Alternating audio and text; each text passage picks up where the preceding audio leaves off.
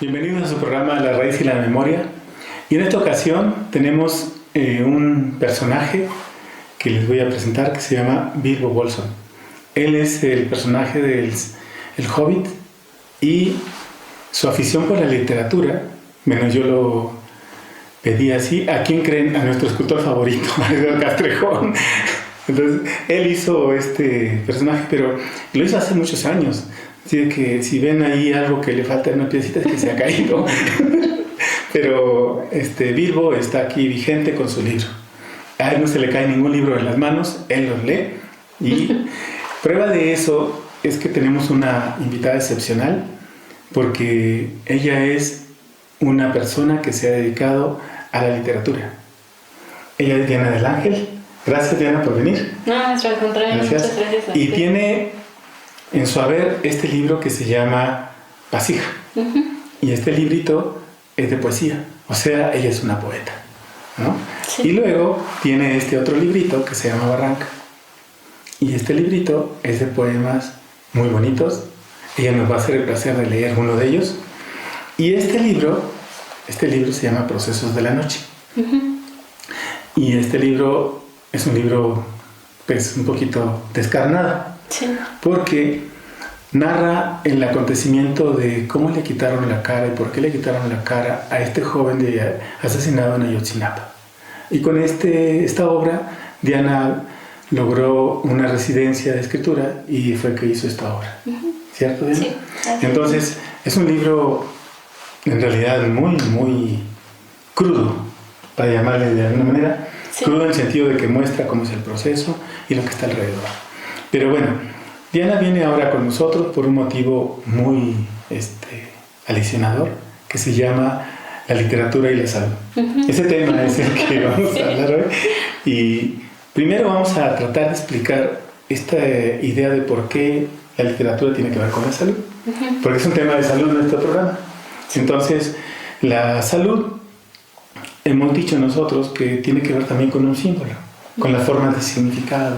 Y la literatura se hace con símbolos, ¿no? Hay una representación simbólica, hay un significado de esas letras, de esas palabras, ¿no? Y eso demuestra a veces el estado emocional del autor y a veces refleja el estado emocional o el estado enfermo de los personajes, ¿no? Entonces, por eso es importante tocar este tema de la literatura y la salud. Diana tiene una formación en letras, después una maestría, ¿en qué creen? En letras. Y luego un doctorado, ¿en qué creen? En letras. Entonces está en letrada, Sí. ¿no? Lo mío es la letra. O sea, quiere decir que debe saber leer y escribir bien. ¿No? En teoría. ¿En teoría?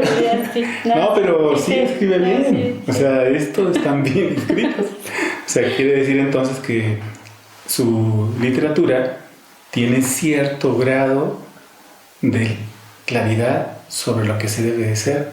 Una expresión de un verso, de un poema, de una narrativa, de una historia de la literatura. Y de eso es de lo que vamos a platicar el día de hoy con Diana. Sí. Diana, es un gusto que estés de verdad aquí, que estés con nosotros, porque, bueno, usted sabe que tengo cierta afición por la literatura. Es una de mis debilidades, ¿no? Vicios, uno de los vicios. Y me gusta mucho la literatura, me gusta mucho la poesía. En ratos, que son muy pocos luego de esparcimiento, leo poesía, ¿no? Y he leído sus libros y de ahí nace esta idea de platicar con usted, ¿no? Ay, pues no, muchas gracias a usted, maestro. Y entonces, vamos a empezar por esto del símbolo, Diana. ¿Qué es esto del símbolo? Pues es una manera de representar, ¿no?, lo que uno siente, lo que todos sentimos, ¿no? La cuestión es que no siempre sabemos lo que significa ese símbolo, ¿no? O sea, tanto en el cuerpo como en la mente o en el espíritu, eso nos sucede, ¿no? Que sabemos o sentimos algo, pero no lo podemos expresar, ¿no? Y eso tiene que ver, pues, con esto que usted decía, ¿no? Con no saber reconocer o sea, como que se perdió esa parte del símbolo, ¿no? La idea del símbolo es que era una tableta, ¿no?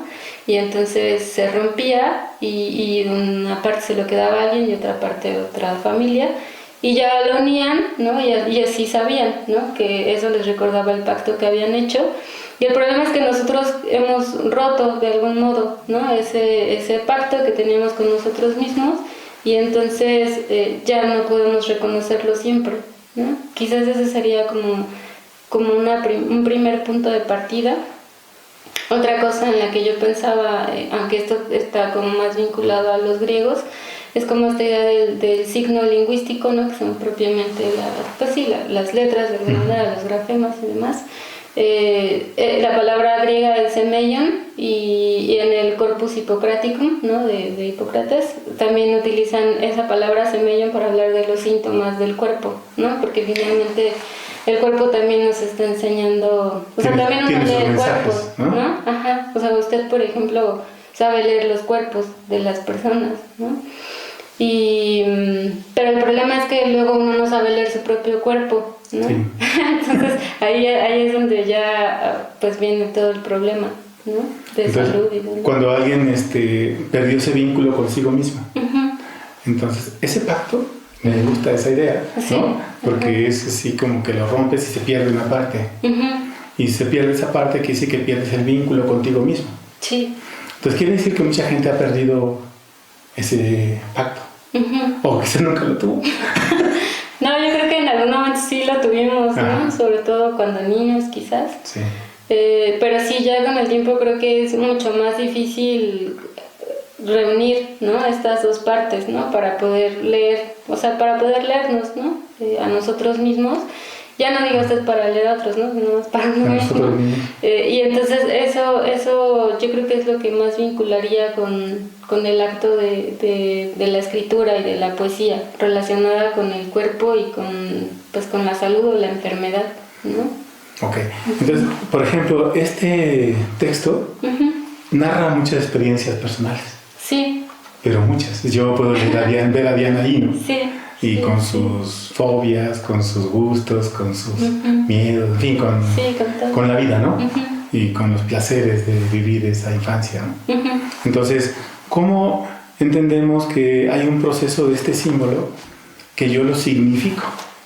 ¿No? Por ejemplo, usted lo significa muy bien para usted, pero también muchos se encuentran ahí. O sea, yo lo leo, aunque yo no he vivido esa infancia, pero yo me encuentro porque hay rasgos de esa infancia que me tocan, ¿no? Sí. Entonces, ahí es un primer vínculo con otros. O sea, es un primer pacto con otros que quizás yo le puedo prestar para que se conecte y haga, esto es importante. Sí. Bueno, yo pienso que la poesía es un espacio de encuentro, ¿no? Es un espacio donde nos podemos encontrar con el otro, ¿no? Yo, por ejemplo, pues de niña era muy tímida, ¿no? Entonces ahora puedo hablar como con más soltura en el público y demás, pero de niña era muy tímida y entonces mi única manera como de vincularme era mediante la escritura. Ya con el tiempo he visto que ese espacio es real, ¿no? Porque hay mucha gente que me dice como, yo me identifiqué con esto, o yo sentí tal cosa, ¿no? Entonces pienso que así la poesía en particular y la literatura en general son espacios de encuentro, ¿no? Y a partir de eso se puede construir una comunidad imaginaria, ¿no? De personas que se reconocen en ciertos rasgos, ¿no? A mí con ese libro me pasó algo curioso porque me invitaron a presentarlo al penal de Santa Marta. ¿Al penal? Ajá, entonces yo iba con mucha preocupación porque pues eran hombres todos y aparte están en un área de máxima seguridad que le llaman diamante. Uy. Y bueno, ya llegué y dije, bueno, pues a ver cómo me va, ¿no? Y entonces, la verdad es que fue muy gratificante esa conversación porque había personas pues que habían cometido asesinatos, ¿no?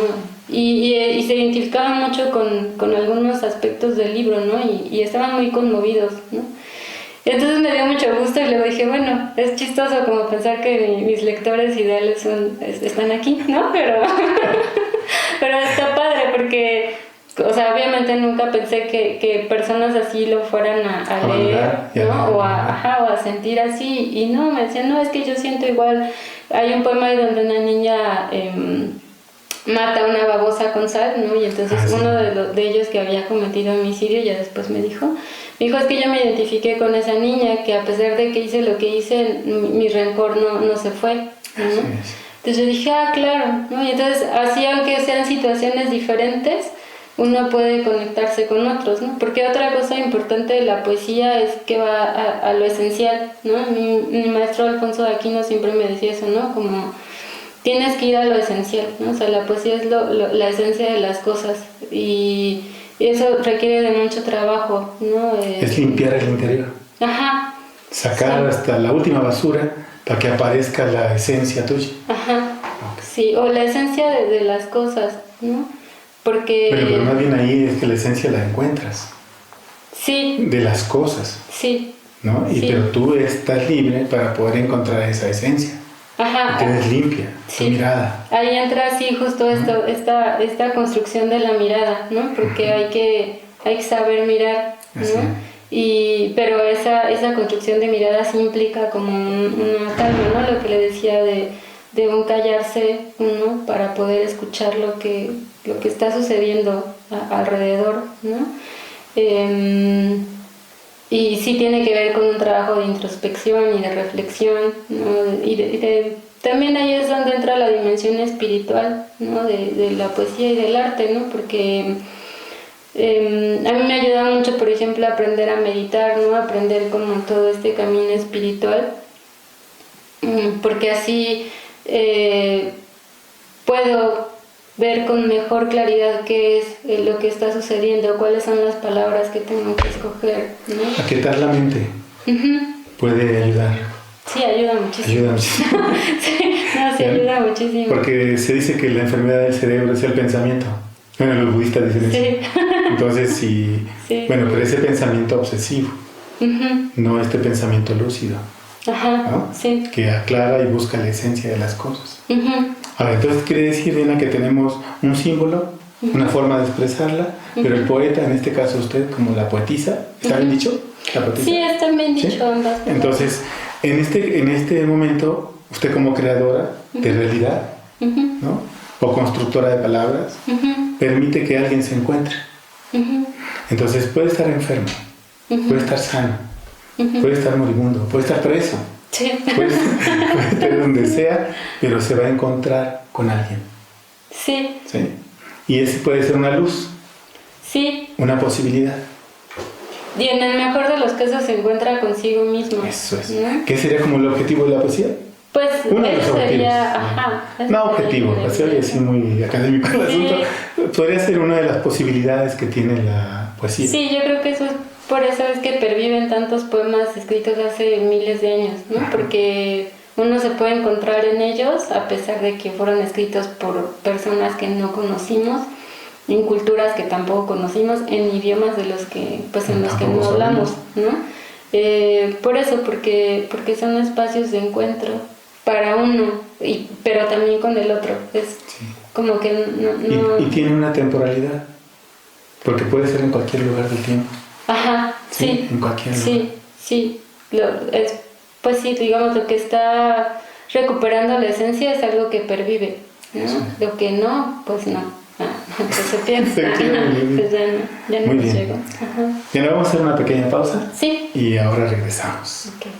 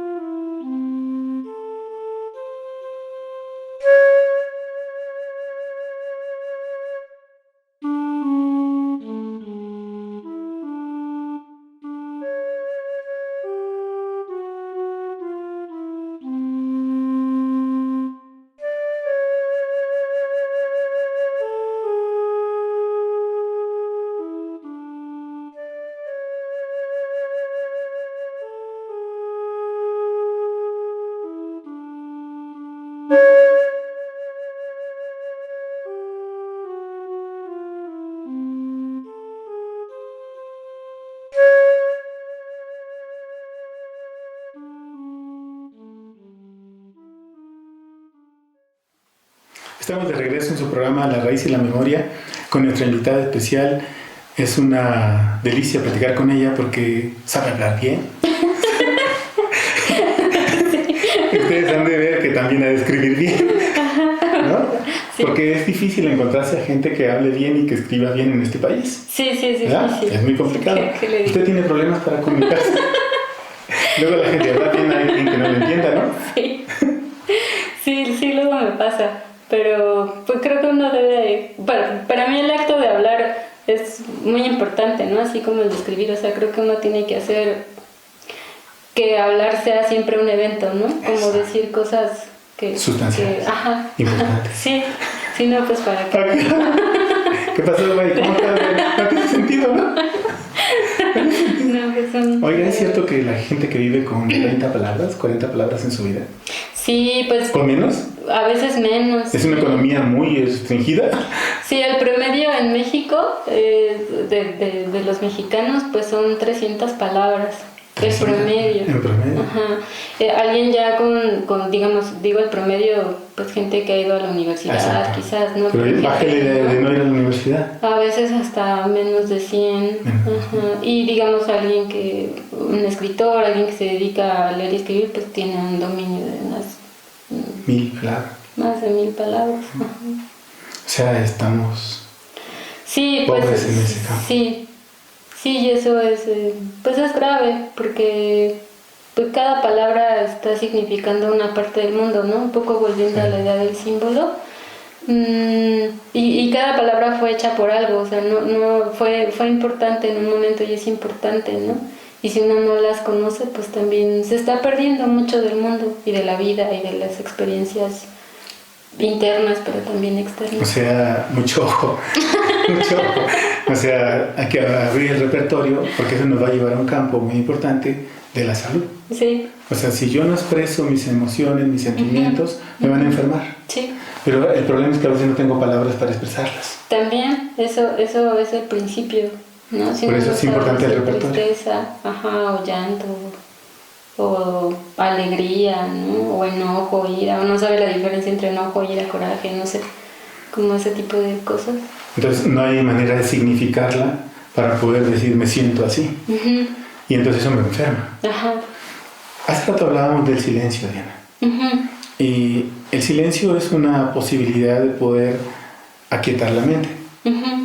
Si aquietamos la mente, quiere decir que tenemos posibilidades de poder escucharnos y escuchar a nosotros. Sí. Y quiere decir que tendríamos un estado de salud mejor. ¿Es cierto esto? También. Sí, yo creo que sobre todo en las tradiciones de poesía oriental, ¿no? China y japonesa, se practica mucho este vínculo, ¿no? Entre la paz mental y la escritura, ¿no? Un poco como que si tu mente está inquieta, ¿no? O sea, retomando esta idea del lago, ¿no? Esta metáfora del lago que está turbulento, pues no ves nada, ¿no? Pero si está calmado, ¿no? Si el agua es como un espejo, entonces puedes ver, ¿no? El fondo. Y si usted, bueno, y quienes nos están viendo leen la poesía japonesa, por ejemplo, ¿no? Los haiku, son textos muy breves, ¿no? Son textos de 3 versos.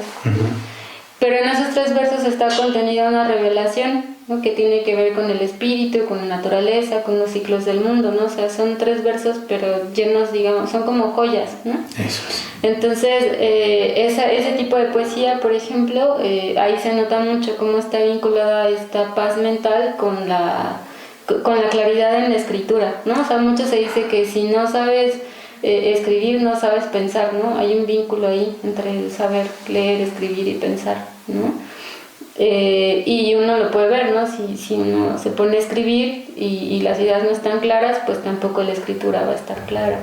Entonces hay una secuencia, digamos, hay una forma de cómo estructurar un saber. Entonces cuando uno no es claro en la idea, nos falta repertorio cultural. Nos falta más trabajo pensar sobre ese tema. Sí. Y nos falta también quizás limpiar el cuerpo. Sí. Entonces, encontramos autores enfermos, digamos, voy a ponerle así, autores enfermos que lo que nos dan es algo confuso, porque su vida está confusa. Pues sí. ¿Sí? Y encontramos a unos muy lúcidos. Pero entonces vemos su vida y hay una correspondencia entre su salud, y su forma de escritura, su forma de vivir. Entonces, en este punto, Diana, los procesos de claridad implican que yo también podría encontrarme ahí con decir, es que habría que hacer esto para poder estar mejor. O sea, mi salud mental y física podría mejorar a partir de una buena obra. Okay. ¿Cuál sería el criterio para decir que esta es una buena obra y que me ayuda? Pues yo creo que quizás algo que pueda servir de guía, ¿no? Es pensar en esas obras que te lleven, que te muevan, ¿no? Que te conmuevan, tanto en el cuerpo como en la mente, ¿no? Y que te lleven a pensar en formas distintas de imaginar tu propia vida y la vida en comunidad, ¿no? Yo pienso que la miseria verdadera o la miseria más miserable es cuando uno no puede imaginar algo mejor, ¿no? O sea, cuando uno no puede imaginar que puede estar mejor uno mismo o la comunidad y demás. Y entonces creo que una obra que te impulsa a buscar eso puede... Esa es buena. Yo creo que sí, podría ser una pequeña guía, ¿no? Porque uno recuerda a autores que ha leído cuando está uno pequeño y que lo marcaron. Sí. ¿No? Que yo me gustaría hacer así, me gustaría hacer ese viaje, me gustaría conocer esas cosas que él conoció. Esa es una buena lectura que te incita en tu momento por tu etapa. Sí. ¿No? Y ya consolidado como un adulto, dices, no, pues esta es la que tiene carácter, tiene continuidad, tiene culminación, ayuda a enfrentar, a defender. Pero esa literatura, ¿cómo la gente que la lee luego no tiene impacto? ¿Es por su elección? ¿O es porque no le llegó el mensaje? Pues quizás por una serie de circunstancias, ¿no? También puede ser que las personas no hayan leído bien. O no saben leer. O sea, por ejemplo, pienso en El Hobbit, ¿no? Que es un libro para niños, ¿no? O que siempre se dice que es un libro para niños. ¿Y nunca lo leen los niños? Los niños no lo leen.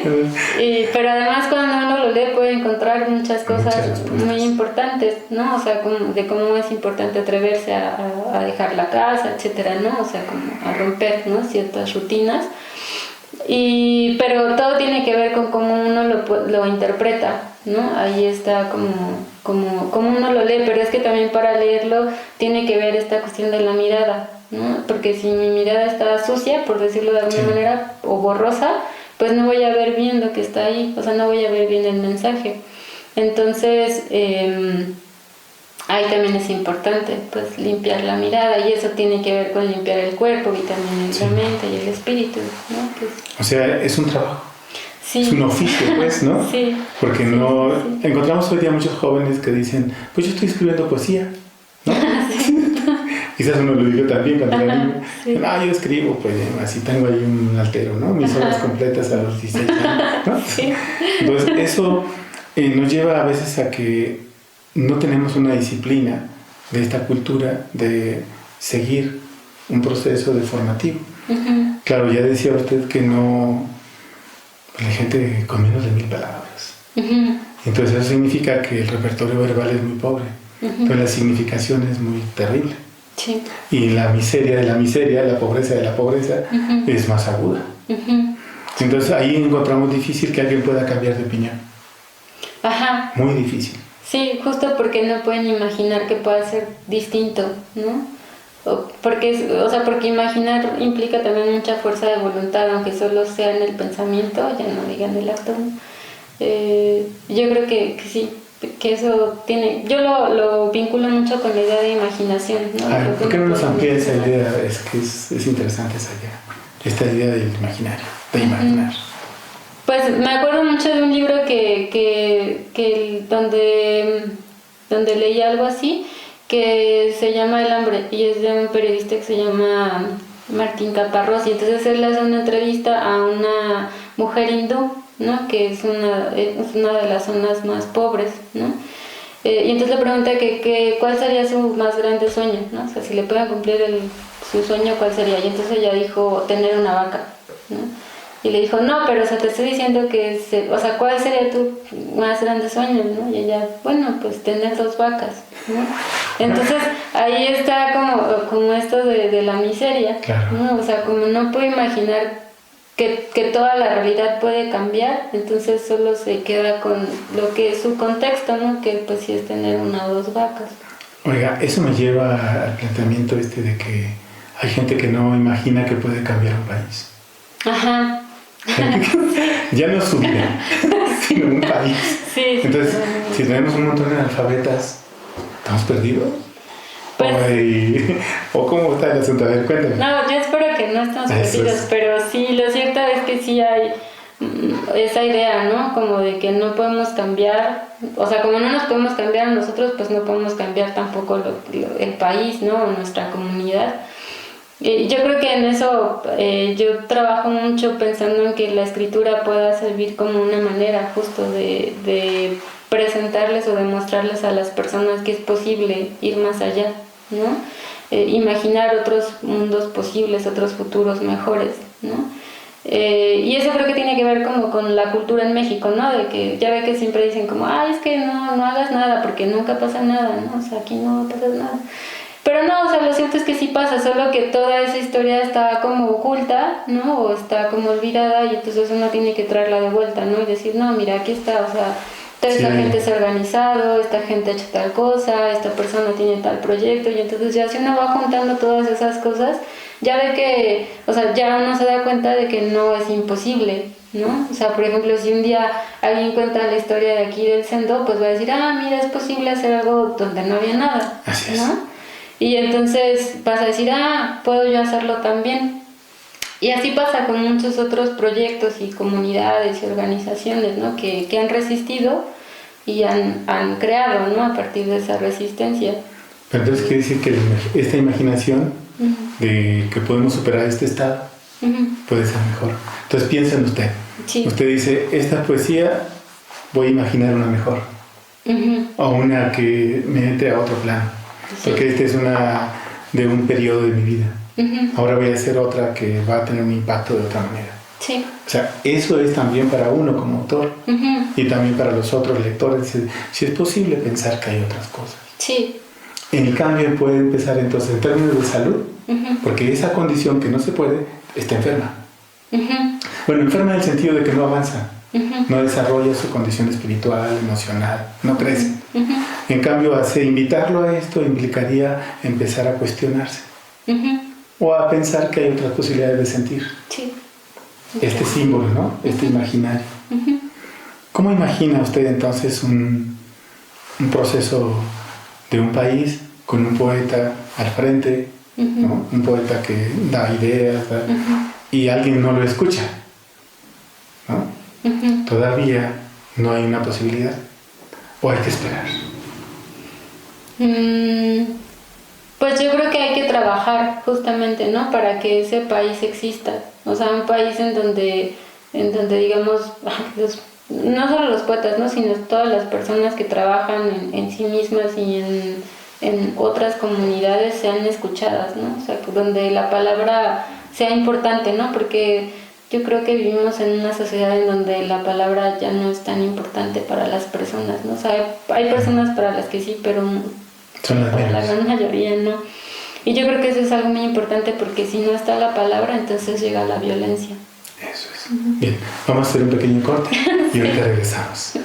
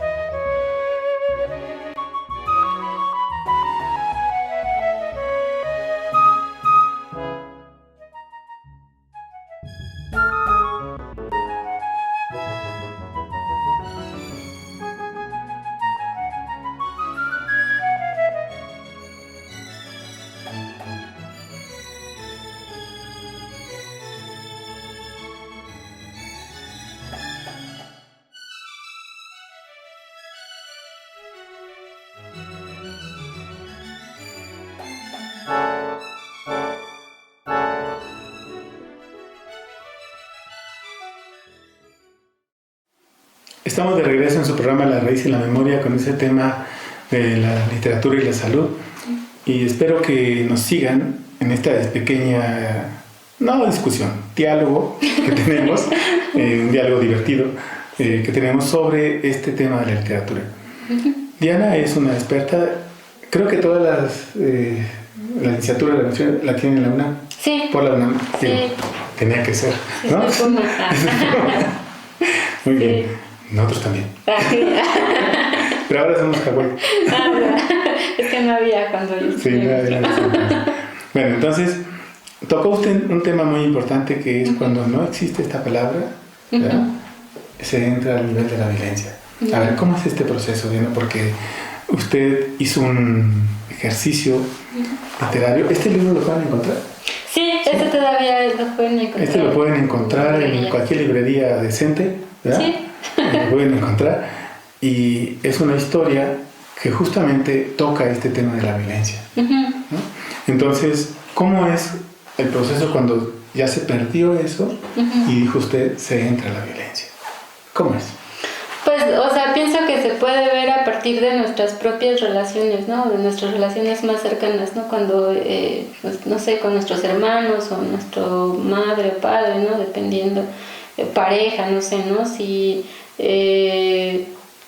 no podemos hablarlo, ¿no? Entonces viene la violencia que puede, pues, manifestarse como maltrato psicológico, ¿no? Hasta llegar al físico. Y creo que eso sucede a nivel sociedad, ¿no? O sea, que hemos llegado a un punto en donde ya nadie espera la palabra, sino ya llegan directo a los golpes, a los balazos, ¿no? Dependiendo de en dónde estemos. Y entonces eso nos habla de todo un cambio de cultura que hubo y del que no nos dimos cuenta o no supimos parar, ¿no? Porque si yo le digo a usted, no estoy de acuerdo con esto, usted me dice, bueno, pues vamos a hablar, ¿no? Vamos a dialogar, y entonces ya mediante el diálogo llegamos a un acuerdo.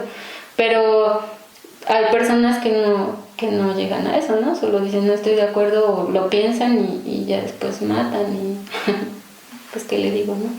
Así es como se comunican pues todas los cárteles, ¿no? Incluso a veces el Estado también, ¿no? O sea, el diálogo es una pérdida a veces total cuando eso sucede. Sí. Entonces la idea es volver al diálogo. Pero el diálogo empieza con este diálogo interior que hemos empezado a imaginar que podría ser de otra manera ese diálogo y no a través de los balazos o las cuchilladas. Entonces, un diálogo así significa cierto nivel de lucidez y de claridad. Sí. Pero en nuestro país, ahora parece que estamos en una fase un poquito diferente, pero la historia que conozco desde el siglo XIX a nuestras fechas en México está plegada de eso, o plagada de eso, ¿no? Sí, está llena de violencia, reportes de desaparecidos, de muertes, de asesinados, de confrontación. ¿Qué podríamos pensar? ¿Es la muerte de la palabra? Pues yo creo que sí es un momento difícil para la palabra, ¿no? No diría que está muerta del todo, claro que no. pero sí es un momento difícil. Pero digamos de las 1000 se redujo a 40, a 50. Sí, y sin embargo yo creo mucho en el poder de la palabra, ¿no? Pienso mucho en esta defensora de Ríos que se llamaba Berta Cáceres, ¿no? A la que asesinaron, y ella tenía una frase que decía que pues a ella la podían matar pero su palabra iba a seguir viva, y es verdad, ¿no? Porque así, aunque la mataron las personas que querían construir ahí la presa, su palabra sigue viva, ¿no? Y creo que así la palabra de muchas personas sigue viva a pesar de que ya no estén. Perdón, aquí. ¿De dónde es esta? Ella es de Honduras. Sí, la mataron hace un par de años. Y ahí, aunque haya habido diálogo y eso, no se dio plenamente para eso, en la mataron. No, pero tampoco construyeron la presa. Ok, entonces finalmente tuvo efecto su actividad. Sí, su actividad. Digamos que su palabra repercutió además en toda su comunidad y lograron detener esa construcción de una hidroeléctrica. Ok, entonces quiere decir que la palabra tiene un poder más allá de la presencia física del sujeto. Sí. Por eso nos perduran esos poemas y estas obras desde hace 2000 2.500, 3.000 años, ¿no? O 5.000, Sí. y nos perduran y nos siguen siendo vigentes. A veces no es un problema de que si seguimos ese estilo estamos todavía como perpetuando ciertas formas y no romper con ese imaginario y construir un nuevo imaginario. ¿Es un gran reto eso? ¿O no es Bueno, estoy pensando en esto en voz alta, Diana, porque a veces en la academia se dice es que tenemos que seguir el canon. Ah, ya. ¿Sí? Y entonces, si seguimos ese canon, entonces dice uno, pues, vamos a repetir aquello. ¿Sí me entiendes, no? Sí. Entonces, ¿cómo podemos tomarlos como una enseñanza y decir, aquí tenemos que construir, tenemos que superar, crear una nueva calidad de imaginación? Sí, también es que creo que son ideas distintas la idea del canon que la de esencia, ¿no? Porque no siempre lo esencial ha estado en el canon, ¿no? Y de hecho, no sé, pienso en el Quijote, ¿no? Durante su época mucha gente hablaba mal de él, ¿no? O sea, mucha gente, digamos, dentro del canon hablaba mal de esa obra, ¿no? Porque utilizaba mucho el lenguaje vulgar y así, ¿no? Y entonces ya pasaron los años y ya dijeron, bueno, no, sí está bien, ¿no? Y entonces ahora para nosotros es como el canon. Y así pasa con otros poetas, ¿no? Otros escritores. Entonces yo creo que más bien es cuestión como de ser fiel a esa esencia, ¿no? O a esa mirada, ¿no? De reproducir eso que uno está mirando sin pensar tanto si está o no de acuerdo al canon, ¿no? Porque el canon va cambiando dependiendo de los grupos de poder, ¿no? De los criterios históricos, de la cuestión social, ¿no? Pero lo que es esencial, eso no va cambiando, ¿no? Lo esencial estaríamos hablando de lo humano. Sí, lo esencial de la condición humana, del espíritu, ¿no? De lo que es la vida. O sea, nuestras vidas no son iguales, pero en cierto modo sí lo son, porque pues todos venimos de la misma manera, o sea, todos nacimos, ¿no? De una mamá. Tuvimos una mamá, ¿no? Aunque no la conozcamos, y así todos tenemos la experiencia amorosa, ¿no? O la experiencia de perder a alguien, ¿no? La experiencia del temor a la muerte, o sea, todo eso lo compartimos, aunque de maneras en circunstancias significa de diferente manera, pero todo lo compartimos, todo lo humano lo compartimos, ¿no? Sí. Eso es lo que nos humaniza a todos. Ajá, eso es lo que parte de lo que nos humaniza. Pero entonces ahí, ¿cómo entender este proceso de la salud con la palabra? Sí, o sea, sí, está bien, hay una esencia y eso nos interesa. Pero la esencia también puede ser que se revele a esa esencia que no sirve para vivir. Porque hay imposiciones, ¿no? O hay formas de que dicen, es que esta forma de vivir es la correcta, pero a ver cómo están viviendo. Permite que broten nuevas formas de imaginación, permiten nuevas creaciones, ¿no? O no las permiten. Aunque vivan felices, digamos. Pero vivir feliz no significa comer 3 veces al día, ¿verdad? No significa eso. Y no tener una casa. O no significa eso, ser feliz. Entonces, la esencia es que estés bien contigo y que construyas tu imaginación de acuerdo a tu tiempo. Sí. Entonces, si es así, tendríamos una sociedad más sana. Pues sí, sin duda. Porque la palabra sería algo que puede negociarse. Que puede cambiarse, ¿no? Y algo importante también sería, pues es un alimento también. Eso es. ¿No? Pero yo creo que sí se requiere como mucha sensibilidad para verlo así como un alimento, ¿no? Porque la mayoría pues no lo ve así. Y sin embargo lo es, ¿no? Si uno, por ejemplo, si uno va a escuchar a alguien, pues no sé, como usted, ¿no? Que es muy sabio. Entonces, entonces uno se queda con la idea de, claro, me está dando todas estas cosas, ¿no? O si uno lee un poema, una novela, ¿no? Que tiene mucha sabiduría, se queda con algo, ¿no? Se está nutriendo, ¿no? En cambio, si uno, no sé, escucha reggaetón, quizás no se nutra tanto, quizás pueda tener ciertas experiencias de gozo, pero no haya una nutrición como tal. Y así uno puede ver telenovelas y puede tener una cierta experiencia, ¿no? de paz o de que se está imaginando fantasías, pero no se está nutriendo, ¿no? Entonces como que también ver esa diferencia es importante. Ok, entonces quiere decir que la calidad, digamos, de una obra, de una persona letrada como usted, ahora se lo voy a revisar. estamos en el momento de los elogios mutuos. No, una persona como usted, por ejemplo, no puede tolerar, digamos, que alguien destroce a la palabra, por ejemplo. O sea, bueno, lo puede escuchar y todo, pero dice, ay, no, eso no, sí. No puedo tolerar eso, ¿no? Entonces, eso significa que la gran mayoría de los que escuchamos a personas que son letradas, o sea, nos alimenta, ¿no? Leemos un buen libro, nos alimenta. Y también leemos un mal libro, nos degrada. Sí. O sea, sí, bueno, no voy a dar títulos porque sí. Se van a sentir ofendidos. Sino, cuando uno empieza a entender que el significado es muy importante para llevar a la esencia de la vida, entonces quiere decir ahí que la palabra puede dominar las nuevas formas de vida. A ver, entonces es vital, Diana. Sí lo es. Porque, o sea, es que la palabra te puede llevar a la vida o a la muerte también, exacto. ¿No? Sí. Eso es lo que uno lo puede ver, por ejemplo, en oradores, ¿no? En esas personas que tienen esta capacidad de hablar frente al público, ¿no? Y de mover, ¿no? De mover literalmente a las personas, masas, ¿no? A las masas, como dicen, o sea, los cuerpos que los están escuchando. Y son gente pues muy cautivadora, ¿no? Y que puede conducirte a la guerra, ¿no? O que te puede conducir, digamos, a una batalla para algo, digamos, bueno, ¿no? O para la muerte, ¿no? Eso yo creo que es muy, muy evidente en esos casos. Pero eso sucede en toda nuestra vida, ¿no? Cuando uno habla, pues también puede estar invitando a la muerte o a la vida, ¿no? Cuando uno está escuchando, cuando uno lee, ¿no? O sea, toda la palabra también es como un camino, ¿no? Porque te va guiando a un lugar o a otro. Porque eso me lleva a una condición de que hay gente que hace mucha oración, ¿no? Pero si vemos esa oración, es una oración que consiste en una plegaria de 2 cuartillas, digamos, y la repite 20,000 veces, ¿no?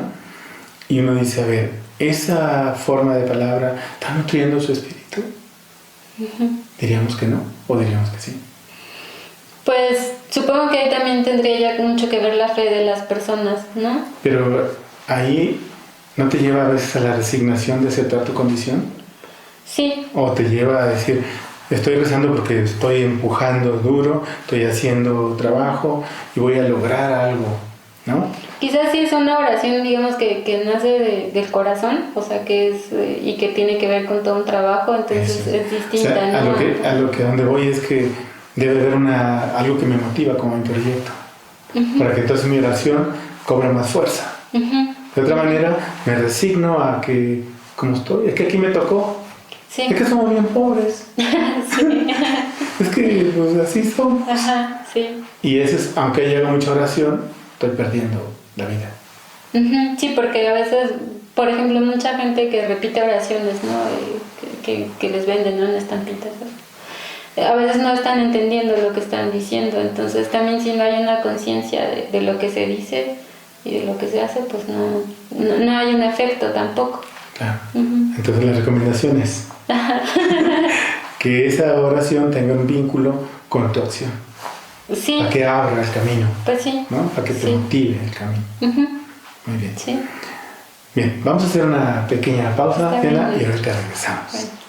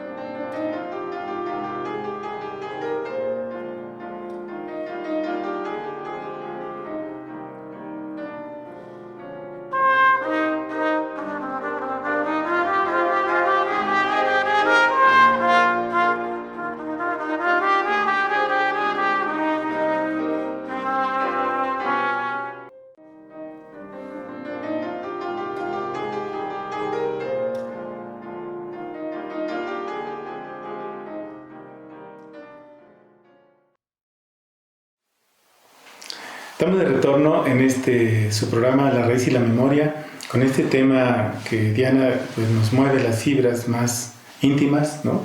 Porque la literatura es algo muy valioso para vivir, según nuestra humilde apreciación de que sirve mucho.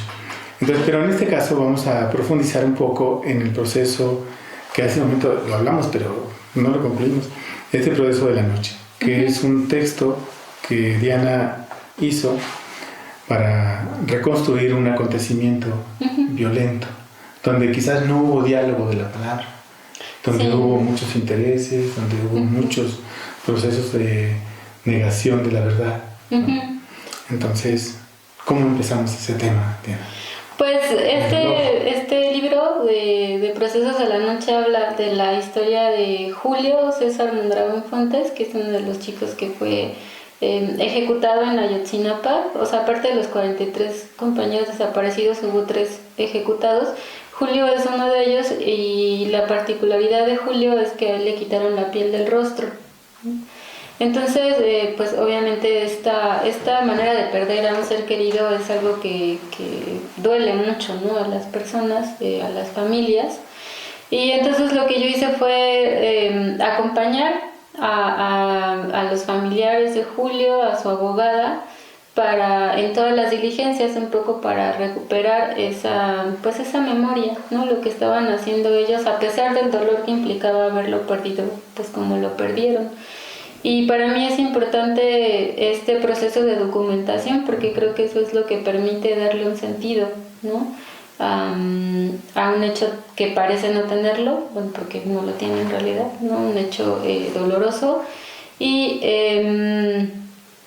bueno, creo que también sirve para devolverle un poco la dignidad a Julio, ¿no? Porque el hecho de que le hayan quitado la piel del rostro, pues es una violencia, digamos, de las más terribles, ¿no? Pensando en que hay grados de violencia, la tortura es uno de los más graves, porque implica que ya no hay humanidad, o sea, que yo ya no reconozco al otro como un humano, como un igual, como yo. Ajá. Si yo ejerzo esta capacidad, ese poder de dolor y de hacer sufrir a otros, es que ya no lo estoy viendo como un igual, ¿no? Y eso habla de una sociedad pues muy enferma, una sociedad que permite ese grado de tortura. Es una sociedad enferma, es una sociedad muy cruel, ¿no? Y yo creo que la escritura puede ayudar a recuperar ese amor, ¿no? El amor de la familia, que a pesar de estar pasando por un momento doloroso, dijo, bueno, queremos saber qué es lo que pasó, queremos que haya justicia, etcétera, ¿no? Y creo que ese proceso lo llevan a cabo pues los familiares de Julio, pero también muchas otras familias en este país, ¿no? Que se sobreponen a una experiencia dolorosa y dicen, bueno, vamos a salir a buscar a nuestros familiares, vamos a acompañar a otros, ¿no? Y creo que en ese acompañamiento y en esa forma de buscar justicia, ellos también recuperan algo de dignidad y también están poniendo en práctica el amor hacia otros. Y eso es algo muy bello. Se están humanizando. Sí. Se humanizan más. Esta violencia permitió descubrir inclusive su amor entre ellos. Sí, porque y puedes ver al otro también, ¿no? Porque puedes ver que el otro está sufriendo igual que tú, ¿no? Y eso es algo que hace comunidad también, ¿no? Que los vuelve más unidos. Los solidariza, los une. Que es un poco como el antídoto de alguna manera para salir de toda esta etapa de violencia en que hemos estado desde el 2006 con mayor crudeza, ¿no? Entonces quiere decir que ante esta violencia, la unión, la palabra, lo amoroso, pueden ser las soluciones. Yo creo que sí. Creo que es creo que es uno de los caminos, o creo que son herramientas muy importantes que uno debe de llevar para tomar otro camino, ¿no? Que no sea en el que hemos estado pues perdiendo personas, ¿no? O sea, como ir hacia otro lado tiene que ver con el amor y con la escritura, con el amor hacia la vida, ¿no? Con buscar otra manera de estar y de vivir. Porque eso significaría que se pueden encontrar otras posibilidades de vivir sin ejercicio de una violencia. Sí. Abrir nuevas formas de diálogo. No es que la violencia eduque, sino que la violencia permite la construcción de esta imaginación diferente. Y Y aquí cobra sentido lo que usted dice, que hay una violencia que puede ser que acabe con uno en todos los sentidos, pero también puede ser una posibilidad de que abra esta imaginación. Sí. Vamos a construir resistencia. Sí, pues digamos que es, o sea, ya que uno está en una situación así de difícil y que uno no pidió y todo esto, pues tiene la opción de como quedarse ahí o de decir, pues ya, ni modo, o de decir, no, voy a hacer esto, ¿no? Que quizás, o sea, nada de lo que hagan va a restituirlo a la vida a Julio, ¿no? Pero sí les va a dar otra forma de ver la vida, los va a hacer encontrar a otras personas que están pasando por lo mismo. También se encuentra mucha gente solidaria, ¿no? Que te dice, oye, qué bueno que estás haciendo esto, oye, que yo te vi y entonces me pareció que yo podía hacer tal cosa, ¿no? Y entonces, o sea, como asumir esa decisión, pues yo creo que es algo muy valiente. No creo que nadie esté obligado a hacerlo, pero quienes lo hacen creo que es algo muy valiente y es importante que no se quede en el olvido, ¿no? Porque también algo que a mí me parece importante de la escritura es cómo recupera las historias de gente pequeña, ¿no? Como en el sentido en el que lo decía Galeano, ¿no? De que siempre estamos escuchando historias de gente grande, ¿no? Como con poder, ¿no? De gente que pues sí, que tiene el poder. Y por otro lado están estas historias, ¿no? De la gente pequeña, de la gente a la que casi nadie escucha, ¿no? Y entonces la escritura también puede servir para recuperar esas historias, recuperar esas palabras, ¿no? Y que las otras personas que también son pequeñas las puedan escuchar. Es de un valor muy grande eso. Sí. Porque lo que hace un trabajo como el que usted hizo permite significar que la vida es valiosa, no importa el poder económico y no importa el valor del estatus socioeconómico político, sí, ¿no? Sino lo que importa es la defensa de la vida. Y esa vida no se puede defender si no es defendiéndola, sí. ¿no? O sea, no se puede, sino que tienes que accionar en tu vida. Entonces, empezamos por alguien en particular, Julio, el personaje que usted reconstruye, y sus familiares. Digo, es un conmovedor el texto, ¿no? Pero también es alentador. Sí. Bueno, yo lo veo así, ¿no? No, sí. O sea, es alentador porque me permite darle un sentido a mi vida. A ver, uno no ha vivido esos acontecimientos y deberíamos de evitar que suceda, sí, ¿no? Deberíamos de evitar. Pero ya vimos que la palabra en una sociedad como esta está un poco en crisis. No está muerta, está en crisis.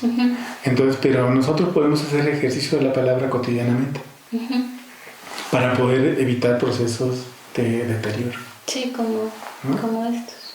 Entonces, después de esto, Diana, ¿para dónde? Pues yo creo que, o sea, siempre me gusta pensar cuando hablo de este libro, que aunque es un libro que viene de la muerte, me gusta pensar como que va hacia la vida, ¿no? Y para mí la vida tiene que ver con la escritura, con lo que permanece, y con el cuidado de la vida, ¿no? Como la escritura, como ese cuidado de la vida, que tiene que ver pues con todo esto que más o menos he explicado, ¿no? Del amor, y de recuperar esas historias, ¿no? Que de otro modo quedarían en el olvido. Entonces creo que eso es como lo que yo veo que es importante para las personas, ¿no? Que puedan ver en historias como esta o en otras, ¿no? Como todas las historias, por ejemplo, de periodistas de a pie, pues tienen este mismo enfoque, ¿no? De contar la violencia desde las personas que la han sufrido. Y entonces eso te permite primero decir, ¿no? La violencia, como, significarla, ¿no? Un poco como lo del cuerpo, ¿no? Me duele aquí, pero no sé cómo decirlo. Pero ya cuando lo puedes leer dices, ya lo puedo decir. Entonces ya es un gran avance, ¿no? Y ya de ahí pues viene el reconocimiento de los otros, ¿no? Que también están sufriendo. Y de ahí pues ya tiene que ver pues la solidaridad. Yo creo que eso ya viene ya por añadidura un poco, ¿no? Porque si uno ve el dolor del otro es imposible que no se quiera solidarizar, aunque sea con algo poquito. Sí, como que sea leyendo, apoyando, yendo a una marcha, ¿no? Sí. Dando un apoyo, o sea, sí toca una fibra, y definitivamente la toca, ¿no? Y creo que en ese sentido es valioso el trabajo de cualquier escritor, cualquier poeta comprometido con esa idea de la vida, ¿no? Sí. Porque hay unos que no. Sí, hay unos que no. Así hay que decirlo. Sí. Muy bien. Diana, yo quisiera que entráramos a tu poesía, ¿no? Sí. Y ese punto es algo muy, como dicen a veces, muy íntimo, porque eres tú, ¿no? Sí. Y ahí es donde puedes darnos algo que pueda ir a la esencia de nosotros, ¿no? O que escuchemos. ¿Querrás hacernos el favor de leer algo? Sí, voy a leer el último, que le decía que es uno de los que más me gustan porque hay cosas que no entiendo. ¿Del poema? Pero me gusta porque cuando lo empecé porque yo iba caminando en un parque y entonces se me ocurrió el primer verso y eso no siempre me pasa. Pero me parece en este caso muy bonito porque siento que cuando le digo que hay que callarse uno, escucha como la música de afuera, ¿no? Y esa música tiene que ver como con los ritmos del universo, ¿no? Y de todo lo que está sucediendo alrededor.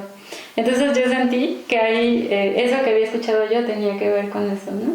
Y es la única vez que me ha pasado. Se llama Vestigios.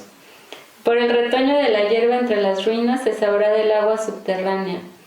Por la ceniza en las rocas sabremos del fuego que hermanó a los hombres. Por el vaivén de las hojas cinturan los pájaros. Por los intersticios de los muros se colará la lluvia de los días y de las palabras que separaron un labio de otro labio. Un diente de león evocará la infancia y traerá veranos más cálidos que el sol. Y el viento susurrará en su lengua cerrada otra historia de exterminio que nos rozará sin comprenderla. No habrá nada que nos hable de las heridas. Incluso la sombra de los cuerpos mutilados estará putrefacta. Tampoco habrá nada que nos hable del silencio compartido. Solo el polvo será la lengua que nos llame desde abajo.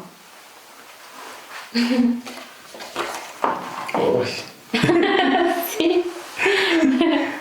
Sí que estaba inspirada. Sí, pues le digo que llegó así.